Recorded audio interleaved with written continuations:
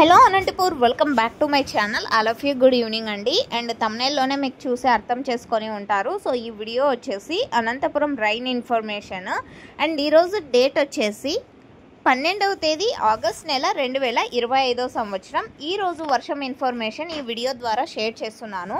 And నిన్న night అంతా కూడా అంటే అక్కడక్కడ వర్షాలు పడ్డాయి. అండ్ నిన్న నైట్ 9 వరకు అంటే 9 గంటల వరకు అనంతపురం జిల్లా మొత్తం వర్షాలు అయితే పడ్డాయండి. సో ఈరోజు వచ్చేసి బాగా మంచిగా అంటే తక్కువగా అంటే వర్షం అయితే లేదు. అండ్ ఇప్పుడు సో 8 గంటలు 7 గంటల నుంచి ఒక్కొక్క చోట స్టార్ట్ అవుతూ ఉందన్నమాట. అంటే కొన్ని విలేజెస్లో ఆల్రెడీ స్టార్ట్ అయిపోయిందండి వర్షము.